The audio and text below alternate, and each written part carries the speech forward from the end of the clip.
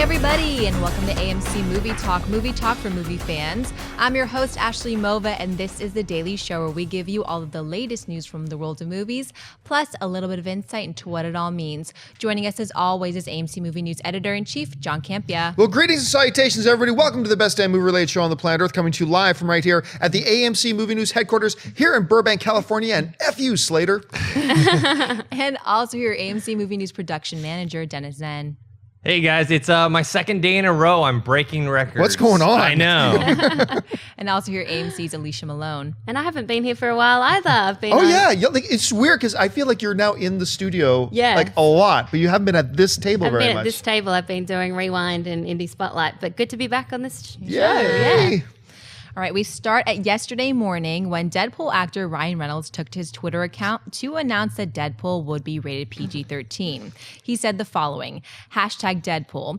So we make the blood green. Views expressed here are mine, not necessarily those of adorable taint punchers releasing films. A PG-13 Deadpool will still have fourth wall breaking, a shit ton of action, and at least 3 chimichangas. Zero need to panic, I promise. However, that was all an elaborate April Fool's, as Reynolds later put out a video making it official that Deadpool will indeed be rated R. Dennis, what did you think of the prank, and are you happy Deadpool will be rated R? I'm definitely happy about it. I mean, they could have made a PG-13 movie and had it worked, but it wouldn't have been the same. I think with the tone and the way they need to use like foul language and ultra violence, I kind of think of this movie as something like Kick-Ass or Kingsman. I think they can do something like that. Too bad they couldn't get Matthew Vaughn to direct it. I thought of that this morning, man. It would be pretty cool. And then as far as the April Fool's joke, I thought it was hilarious. Very few April Fool's jokes stick in my head. There's been a few over the years. I don't know if you guys remember that website Think Geek. They sell like geek merchandise.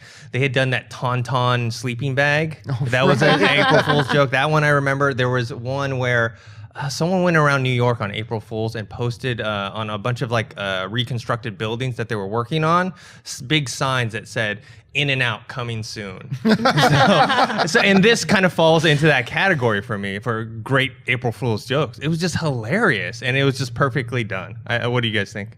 Alicia? I think it's fantastic. That video made me laugh so hard. I mean, good on Mario Lopez for being in on the joke and having fun with it, because that ending was brilliant. We just smacked him out. Oh my gosh, that was so good. And the marketing for this movie so far has been great. I mean, the Burt Reynolds style pose of the first picture, and then this whole prank, #April Pools.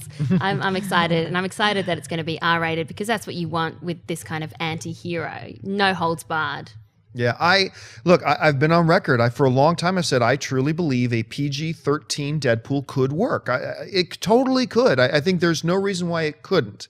That being said, I've also always said if it was up to me, I would love an R-rated Deadpool. So I'm super excited that they're doing this. I'm a little bit surprised too, but I'm really, really excited that they're doing this. I think it just opens the floodgates about what they're able to do. And I just the taste of that hitting, killing Mario Lopez and saying, and then that last tagline, "Don't worry, Jesse, Slater can never hurt you again." Like that was just so funny. And as far as the April Fool's joke goes, he actually started setting up the April Fool's joke the day before, when he put out that tweet saying, "Hey, we're still fighting to try to get an R rating. There's a lot of yelling today, but but don't worry, we're going to do the best movie we can." Blah blah blah. And I remember I got on the show yesterday or 2 days, and I said, "That's BS. That's a total BS statement." I didn't know he was setting up an April Fool's joke. Yeah. Because that was awesome. He got us. He got us all. But I said to him, this is BS. They already know if it's going to be rated R. And as a matter of fact, I think it's going to be rated R because of this. He wouldn't put out this tweet unless they already decided it was going to be rated R. And then the next day, he puts out that tweet saying, "Oh, sorry guys, it's PG-13, but don't worry, it's going to have a lot of chimichangas." I mean, he sold it. He did. None of us even thought for a second April Fool's when he put out that like, it's going to be PG-13, but don't worry, it's going to be great. It's going to high action, lots of chimichangas. Fourth wall breaking. Yes, everything that you would think he would be saying if he's trying to placate the crazy masses. Don't worry, guys, it's PG-13, but it's going to be awesome. Totally got us. This was so well set up, so well executed. And I'm glad you brought up the whole marketing campaign so far. They have started the marketing on this before they started shooting the movie, and they have been firing on all cylinders. Every image, every stupid pose, the little videos, coordinating tweets with Ryan Reynolds at the same time. They are really, they're putting on a course right now on how to market, guerrilla style, how to market a new movie. They're really putting on a clinic. Yeah. And I just can't wait to see what they do with the marketing, just even without the movie. I'm so excited to see what they do with the marketing from here on out, because so far it's been really fun. And a February movie, I think it's going to do really well. Yeah, totally. I really think it will. It's going to own that month. And then you and Christian had done a video right after the video had landed yesterday. You guys showed a clip of you talking about it in a previous episode. Yeah, I mean, And then Christian took you out. Yeah. And then Christian hit me over the head with a big, it was all crazy. Everything went nuts. All right, folks, what's next? According to The Hollywood Reporter, Paramount Pictures is getting G.I. Joe 3 back on track. The studio has just hired screenwriter Aaron Berg to pen an entirely new script, apparently scrapping the previous versions they've had for some time now. Taking over the director's chair for G.I. Joe 3 will be DJ Caruso, who was previously a director on the popular TV show The Shield and films like Disturbia and Eagle Eye. Alicia, do you think Paramount will finally get their G.I. Joe 3 project moving again? Just fixing my hair. Yes, I think they will. I mean, the two movies made good money, particularly overseas. Yeah, they weren't critically successful and fans of the brand weren't that excited about it. But I'm interested in this one because of Aaron Berg. I mean, you remember a few years ago he had that script called Section 6. Yeah. It became huge property, hot property, bidding war. Universal Pictures bought it for 7 figures, and then MGM and James Bond producers sued Universal because they said it was copyrighted and that it stole a lot from James Bond, and then that got settled, so that's still going ahead. So I think he could be a really interesting writer, and they need someone to get this franchise back on track if they're going to do another one. Yeah, I completely agree. Look, G.I. Joe is just too recognizable of a brand. I mean, they're going to make a third one. They're going to get it back on track. Is this them getting back on track? I don't know yet. I mean, this is now their third screenwriter they've brought on to give a pass at a brand new script. They haven't happened with anything. I think the longer that they go, the less likely it is they're going to be able to get The Rock back in it, even though he's probably signed on. But, there's got to be some clauses in his contract about, look, you've got so much time to get me in here. So that's going to bring, do they reboot the whole thing again? Because remember, the last G.I. Joe was essentially a reboot. They did what Transformers, the animated movie, did. Hey, remember all those characters you liked from the first one? They're all dead. Now start getting into all these new characters. And so they might do that again. I don't know. And just for those of you who are wondering, DJ is actually his first name. He's not from like Jersey Shore. And he's actually not a bad, I Am Number 6 notwithstanding. Yeah. I actually like DJ Caruso. I actually like his directing style. I think he's done some really interesting things with some pretty limited material. Yeah. So hey, there's G.I. Joe. I mean, so maybe he can do something cool with it. I didn't mind Disturbia. I like Disturbia. A Rear Window kind of ripoff, but it was. It was, but I even enjoyed Eagle Eye. I didn't love it, but I thought he did a neat job. Remember when he was supposed to do Why the Last Man? Why the Last Man with Shia LaBeouf again? It was going to be his third time. I was really actually quite interested in that, but that kind of fell through the wayside. Anyway, G.I. Joe 3. Well, I have to admit, I actually enjoyed the first 2 G.I. Joe movies. To me, they're kind of along the lines of the Fast and Furious franchise, at least the recent ones, where they're just ridiculously over the top. They're dumb, but they're fun as well. And kind of they know what they are versus the Transformers franchise, where I feel like they're just too serious, and I don't know. I just can't get with that. But the interesting thing is purely speculation. They're talking about, remember last week they talked about how Transformers is now going to be this shared universe. I kind of felt sick. I felt kind of sick when I heard that. But what about the timing of hiring this writer? Could they possibly be going, hey, let's share the G.I. Joe and Transformers universe, make it a shared universe, and he's coming in to rewrite that. Damn it, Dennis, stuff. You suddenly just got me interested. Damn it, Dennis. Damn. Damn it. Anyway. Damn it. I don't want to think about it, but now I'm going to be thinking about that all day. That's actually... Yeah, so that's maybe. Who knows? All right, folks, we've reached that part of the show for buy and sell. Here's how this works. In front of her, Ashley's got a few other items in the world of movie news. She's going to run them down, and those of us at the table are simply going to say whether we buy it or sell it. So, Ashley, what do we got? A brand new trailer for the upcoming remake Poltergeist has just hit the web. Producer Sam Raimi brings us a modern retelling of the 1982 classic about a family whose suburban home is haunted by evil forces. When the terrifying apparitions escalate their attacks and hold the youngest daughter captive, the family must come together to rescue her before she disappears forever. Poltergeist hits AMC theaters on May 22nd. John Byer saw this new trailer for Poltergeist. Surprisingly enough, huge buy. I loved the trailer. I really did. I liked the first trailer that came out because it felt like a real faithful homage to the original classic, just modernized a little bit, right? And that's why I liked the first one. This one, who cares that it's Poltergeist? This looked like a creepy as hell trailer to me. That first little shot of you hear the footsteps, and then you just because normally what they'll do in horror movies, you'll hear the footsteps, then the subject will turn around and the doll will already be seating. But you kind of catch the doll in the last split second of it still getting into place. And I'm like, I'm creeped out. I'm officially creeped out. And I thought getting in Harris was a great move. No one will ever be as creepy. I keep forgetting the name of the actress who played the short kind of spiritual woman in the first one, but no one will ever replace her. But I thought Harris is a nice addition to this. Like I said, forget the fact that it's Poltergeist. I thought this was a really well done trailer. I'm excited for it. So for me, it's a buy. Dennis? I buy it as well. The trailer's much better than the first one. The first one I thought was okay. I liked it a little bit, but this one, like you said, was really great. I love the intro to it. Like when they're coming up on the girl, and then the famous line that we didn't hear in the first trailer, they're here, but they cut off here and they cut, like usually I don't like a ton of quick cuts in a trailer, but this one it worked because they're here and then it's like all this frantic stuff, and I just it looks really creepy, and I like the psychological bent towards it. Damn it, Dennis. Damn it, Dennis. I buy this too. I mean, as you know, I'm a huge wuss and I get scared with horror films, but I do see them. I go and see them and put myself through this torture. And I remember being so terrified by the original Poltergeist, seeing it when I was a kid, and that iconic image of the little girl in front of the TV screen with the white snow. Now it's a plasma, now it's big. But I agree, by using that line, but then cutting it off, it kind of shows that they're paying homage to the first. It's a remake, but at the same time, they're going to do something different with it. And then Jared Harris has that line of, they already know what scares you. Oh. Well, the editors do know what scares me because they got child toys, popping out, the music for them as well, and then being dragged up the stairs by your legs. It's all the things that I hate. It's all the things that I hate. The clown. How about the clown at the end when it jumps out at the camera? It does. And you know what? I really like, and I like they didn't show us either, but right near the beginning of the trailer, the kid's in bed and you just see the shadowy silhouette of the tree. That iconic tree.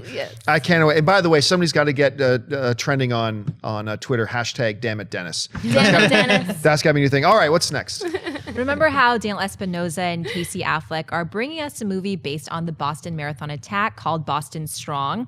Well, there's another movie going into development based on the events in Boston. This one will be called Patriots' Day and will reportedly star and be produced by Mark Wahlberg, who will play Boston Police Commissioner Ed Davis and will tell his story from his perspective. Dennis, buy or sell the concept for Patriots' Day? I'll tentatively buy it. I don't know if it's like too soon, and to have two movies might be a little overwhelming for like a subject matter like this. I just hope that it's not kind of over sentimental, flag waving type of movie. I think when we talked about this like months and months ago about Michael Bay and how he was going to take on that Benghazi movie, and I mentioned something similar to it, and people are like, Dennis, what, you don't like America? I'm like, I'm American. I was born in America. I love America, but I just don't. I like subtlety, especially when it comes to a serious subject matter in a drama. If it's a comedy, sure, you go way over the top, but something like this needs to be handled well. And I'm not a fan of just that type of over the top flag waving stuff. You know who loves this news is that police commissioner, because he's like, Mark Wahlberg's going to play me. This is like the best news to him ever. Look, my initial reaction was actually quite negative. Because one movie coming out to tell these stories. Look, I don't believe in too soon. I really don't. I think these are stories that should be told. I think we should be telling these stories, even of the most tragic events. I think we should tell these stories. So I'm not, somebody who jumps up and down and yells too soon. But the idea of two of them coming out roughly at the same time, this sounds a little capitalistic. Like taking advantage of the situation. Now, look, I'm not naive either. I understand every major motion picture that's ever been made has been made to make money. I understand that. These movies are no different. But my mind changed a little bit when I started reading into it and understanding this is actually going to be quite different movie. This is going to be a movie told from the perspective of the police commissioner. It's almost and you can feel it in the sense that the idea of, number one, it's a mystery. But number one, a clock is ticking. You got to find the people who did this. You've got a city in fear. And being told from his perspective, I think that will set this up, while it revolves around the same events as the Casey Affleck project. I think it sets it up that it will be a unique enough project that it will stand on its own. So because of that, while I still have some reservations about it, like you, for many different reasons, for now I'm actually going to mildly give it a buy. Alicia? Yeah, I have reservations as well. It's hard to say whether 2 movies is too much or if they'll explore completely different things. I'm going to tentatively buy it because the news that came out at the same time as announcing this movie was the setup of 60 Minutes Productions. So 60 Minutes now are going to do their own producing when it comes to taking a story from their show, which this is based on, and putting it on the big screen. Because in the past, movies or TV shows, they always go to 60 Minutes or any kind of magazine stories to find material for their shows or their movies. So I think it's kind of cool that they're setting up their own production company and they're going to mine their existing stories for more films. And it sounds like an interesting story. Tentatively buy. All right, what's next? The upcoming NWA biopic film Straight Outta Compton has just released its second trailer. Following the meteoric rise and fall of NWA, Straight Outta Compton tells the astonishing story of how these youngsters revolutionized music and pop culture forever the moment they told the world the truth about life in the hood and ignited a cultural war. The film hits AMC theaters on August 14th. Alicia, buy or sell this new trailer for Straight Outta Compton? I buy. I mean, this trailer looks great. It's full of energy and music, and I'm fascinated by this story. As I've said before, I don't know too much about NWA. I didn't grow up listening to them, so I want to know the story behind the music. And it's great to see more of Paul Giamatti in the role that he's going to be playing. Right. And it's interesting because he's also in another music biopic, Love and Mercy, about Brian Wilson. So he's doing 2 music movies, but he's a great actor. Yeah, I want to see more. I want to see the film. I got to buy it. I really do like the trailer. A lot of people might be shocked. Me. I grew up listening to NWA. A lot of people don't realize up in the mean streets of Hamilton, Ontario, Canada, NWA was actually really popular in our schools.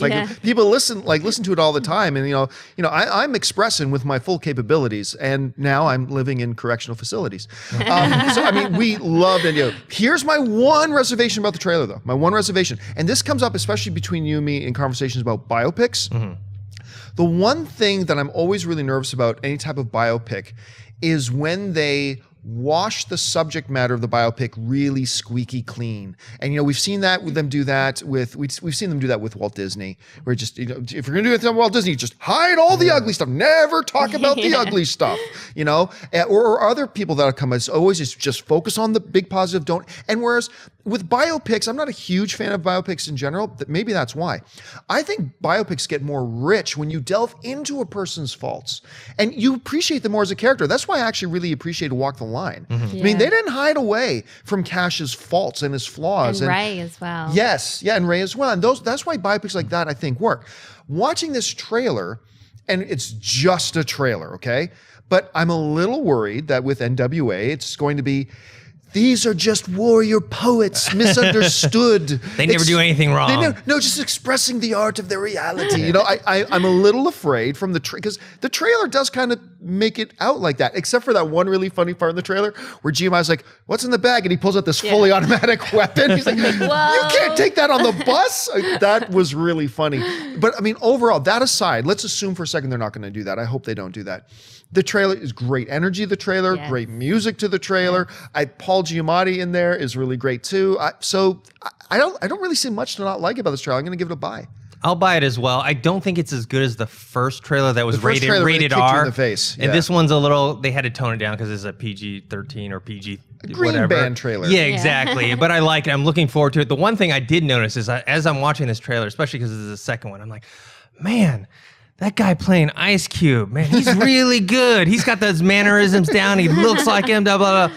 I look him up. I'm like, it's Ice Cube's son. Yes. I'm like, okay. I was like, oh man, this guy's gonna be a great actor. So now I'm like, okay, I have to see him. If he goes on somewhere else and does a different movie, then I can judge him on his acting. I remember I had a real problem that they cast Ice Cube's son to play Ice Cube because I thought, there's young black actors in this business who've been training and working their asses off for years and years and years to get. And so what do? Put my son in it. But he does look. Yeah. So I had a real big problem with that. But even I got to admit, looking at, remember, we're talking about real small sample size of the trailer. Even I got to admit, who've been very, very critical of the casting, that Well, hell, he looks like Ice Cube in the trailer. I mean, who knows Ice Cube better? Yeah, who knows him better? than So his son. we'll see. Let's sit back Yeah, we'll and see. take a breath and see. All right, what's next? According to reports, actress Anna Kendrick has joined the upcoming raunchy comedy Mike and Dave Need Wedding Dates. The film follows two brothers. Zac Efron will play Mike, with Adam Devine starring as Dave, who placed an online ad to find dates for a wedding, only to have the ad go viral. John Barsell, the sounds of Mike and Dave Need Wedding Dates. I really don't know why, but I'm going to buy it. I think because number one, I think Zac Efron is the next Matthew McConaughey in the sense that everybody would mock me and laugh at me when I'd say, dudes, Matthew McConaughey, this guy's for real. Trust me, this guy's, and this is when he was doing like Failure to Launch and all this kind of stuff. I say, look past the bad movies. This dude's real. And everybody would laugh and mock me and stuff like that. Nobody's laughing at Matthew McConaughey now. I actually think Zac Efron, while I don't know that he's got the same potential as Matthew McConaughey.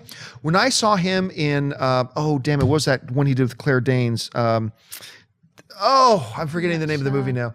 Me and I can't remember the name of it. The guy who Me and Orson Welles. Me and Orson Welles, thank When you. he played Orson. Yeah, when I saw him in Me and Orson Welles, I was like, wait a minute, this is just as in 16 again, kid. This dude's for real. And I love Anna Kendrick. I really, really love Anna Kendrick. But the thing that's going to push it over, even though the premise sounds a little ridiculous, is I love this kid, Divine. I love this kid. When I see him pop up in movies, whether he's working with Anna Kendrick in the acapella Pitch Perfect, whether he's on Modern Family, whether he's on Workaholics, he's got this incredible sense of comedic timing. Like, seriously, one of the best pure natural senses of comedic timing I've seen in a long, long time. Not that he's the funniest guy I've ever seen, but his timing is just impeccable when you see him in these things. So because of all those things added into one, and I know I'm going to regret this later, I am going to buy this. Anyway, Alicia. Surprisingly, I'm going to buy it as well. Really? I know. Shocked. Shocked, and because the plot seems like whatever, but I'm interested because of the cast. I mean, Zac Efron, he showed us last year that he could do comedy really well in Neighbours. Yeah. I enjoyed him in that. And it's funny you bring up Matthew McConaughey because I remember him and Zach did a movie together, which played at Cannes a few years ago. That really dark one, right? Really dark. Was it the paper? Not the Paperboy. Paperboy. I think was it Paperboy? Like or something like something that. like that. And he was actually pretty good. So Yeah. I think he does have a big future ahead of him. But Adam Devine always makes me laugh, no matter where I see him. And Anna Kendrick, I mean, she is everywhere right now, and she's working hard. But I still really like her. So even though the plot just seems like whatever, I'll still buy it. I'll still go and see it. I'll still laugh. It sounds like a movie that would star Seth Rogen and James Franco. Yeah, and it probably will be one of these forgetful kind of comedies that we don't talk about afterwards, but during we will laugh. I hope so. Dennis? I'm going to buy it as well. I actually like the concept. I think it potentially could be very funny. I like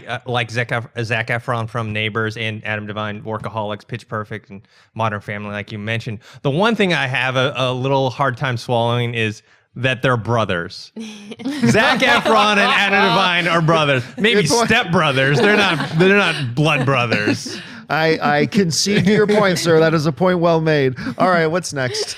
The first official trailer for the upcoming film The Gift has just hit the web. The film stars Jason Bateman, Rebecca Hall, and Joel Edgerton. Simon and Robin are a young married couple whose life is going just as planned until a chance encounter with an acquaintance from Simon's high school sends their world into a harrowing tailspin. Simon doesn't recognize Gordo at first, but after a seemingly coincidental series of encounters proves troubling, a horrifying secret from their past is uncovered after nearly 20 years. Dennis Barra saw the looks of the first trailer for The Gift. He killed the fish. He killed the fish. The horror. The horror. I'm gonna buy it. I don't know why. There's something kind of creepy and yet funny. I don't know if it's supposed to be funny about it that draws me to it. And it's Joel Edgerton's directing debut, and he's in it, and he's got this funny looking hair in it. So yeah, I'm just, for some reason, I find this, I'm attracted to watching this movie, even though I know it's not going to be good. And plus, he killed the fish.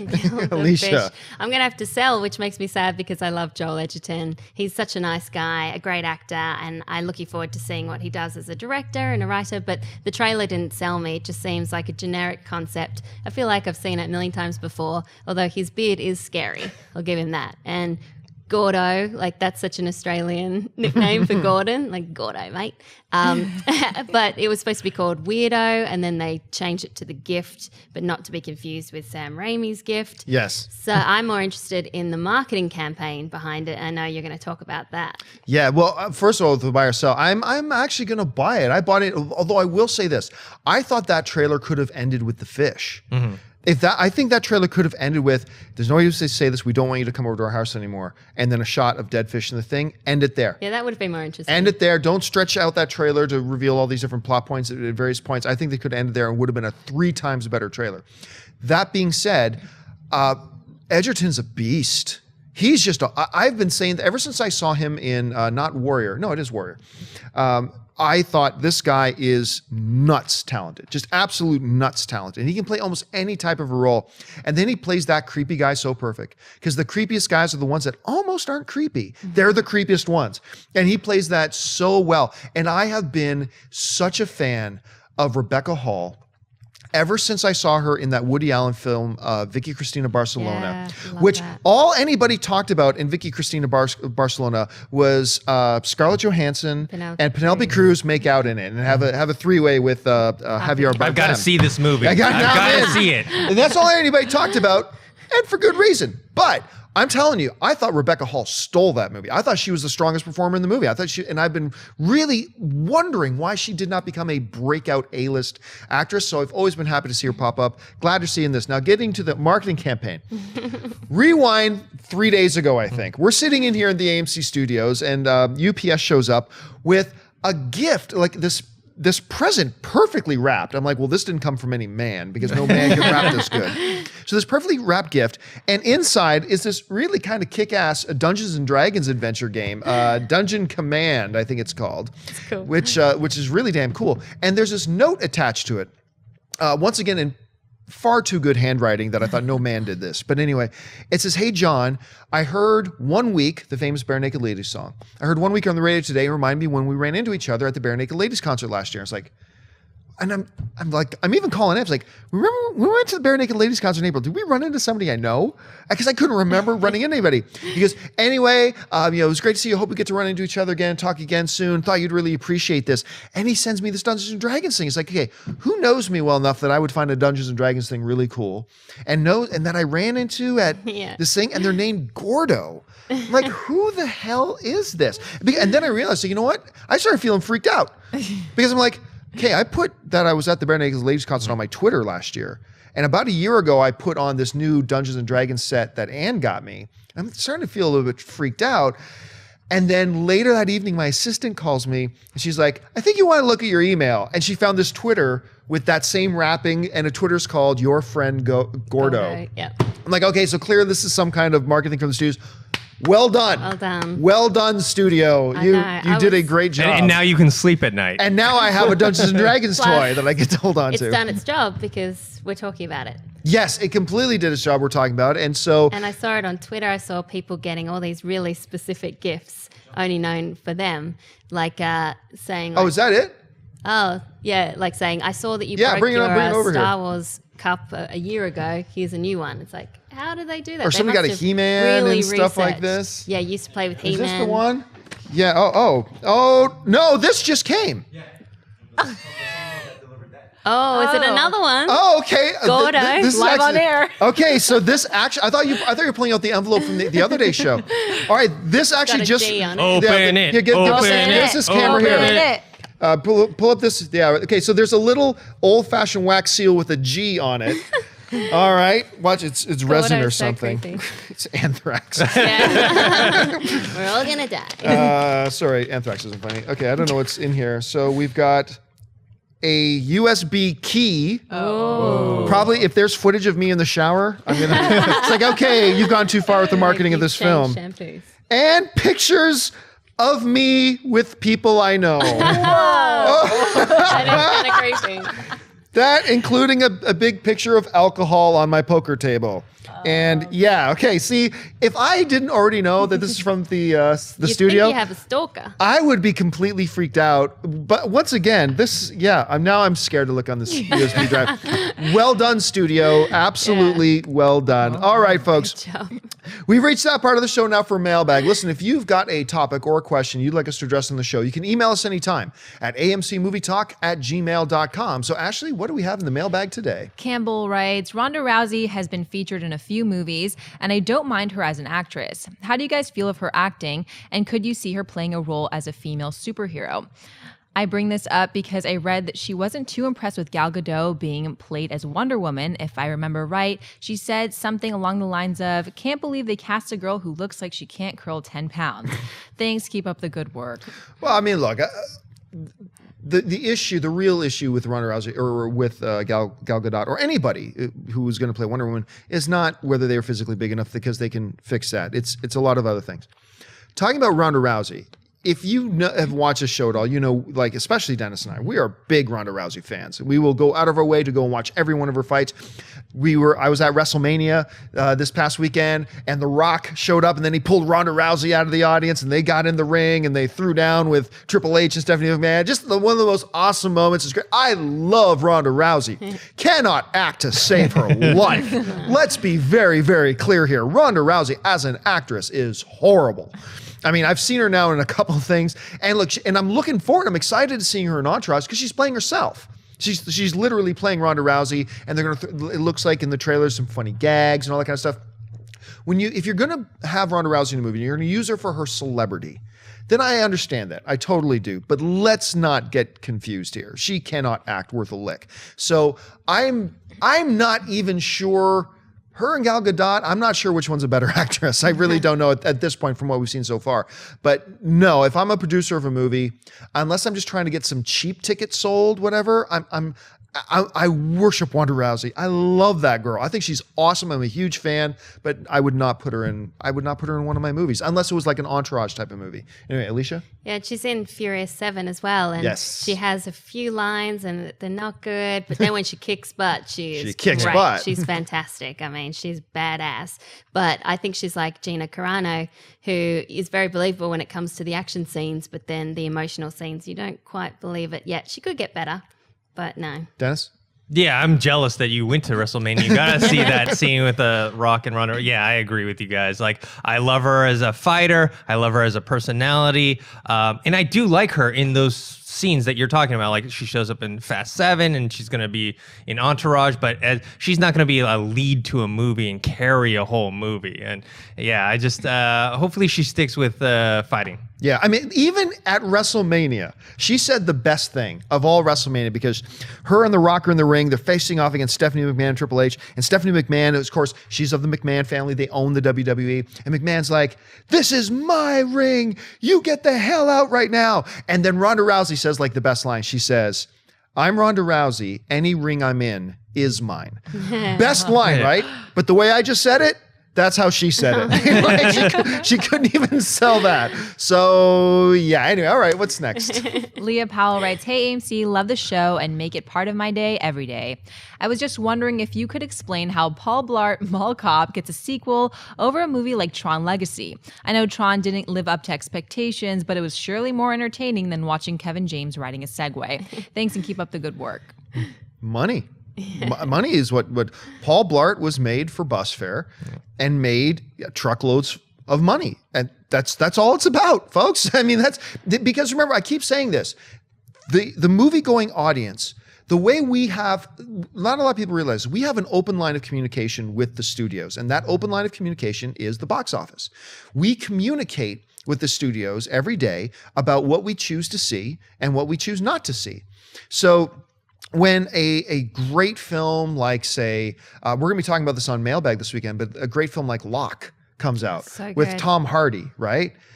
And it makes $1.3 million. You're not going to see a sequel to Locke because the audience has voted that we're not interested in this, which is really sad. A movie like Paul Blart comes out that was relatively inexpensive to make. I mean, quite inexpensive to make. 26 million. Yeah. And it makes hundreds of millions of dollars. Whether we like it or not, that is the audience. That is the movie-going public saying and communicating to the studio, we like this. We're interested in stuff like this. We want to see this type of thing, which is also kind of sad. And so they're going to do and I would too. If I was a producer, I would make another Paul Blart Market, Segway, whatever the name of the movie is, Mall Cop 2, I would make it too, and so would you. Tron is a little bit of a different story. Tron cost a lot of money to make. Made money too. Not as much as they were hoping it was going to make, actually far less than what they were hoping it was going to make, but it made money. But that's what it comes down to. Plus, you know, the public reaction to and the critical reaction to Tron Legacy wasn't overwhelmingly positive. It wasn't negative either, but it wasn't over. I was really rather blah about the movie myself. So when you're asking, how can this movie, which kind of sucked, get a sequel, and this one doesn't, because people went to go see this and it became very, very profitable for the studio. This one was not very, very profitable for the studio, and it kind of comes down to that. Dennis, do you see it any other way? No, I agree with you. It's about the money. $26 million to make, made 183 worldwide. Of course they're going to make it. I will say this, though. I can't wait till the second one comes out so I don't have to watch the trailer anymore. It's in front of every single movie. Yeah. So I'm like, please come out, please come out. I know, yeah, it's just really cheap to make. I mean, Tron cost 170 million to make, so it takes a lot of special effects, a lot of people, whereas Paul Blart is really simple and easy.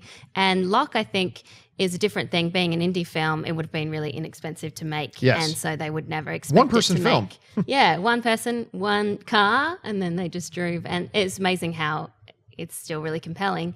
But I think they didn't want to make the money back, or they didn't need to make a huge amount on that one.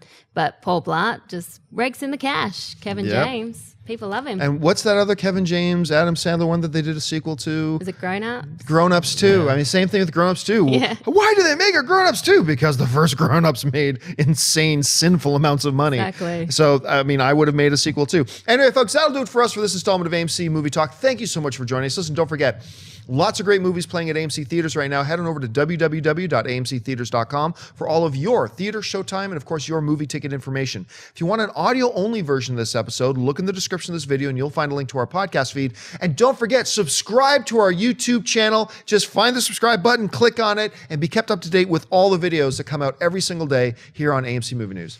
I want to thank, first of all, the people sitting at the table with me. Sitting over here to my left, Mr. Dennis Zen. Dennis, where can people find you online? You guys can find me on Twitter at ThinkHero or on Instagram, Dennis.tzng. Hashtag damn it, Dennis. Yeah. Hashtag damn it, Dennis.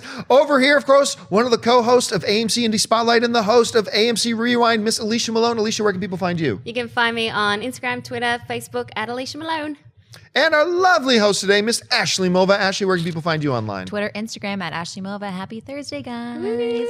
And you can find me on the various social media networks. Follow me on Twitter or on Facebook or playing Dungeons & Dragons by going to, the USB key. Follow me. Gordo's going to be so mad. Follow me. Those things just at John Campia. That'll do it for us, guys. My name is John Campia for AMC Movie News. And until next time, bye-bye.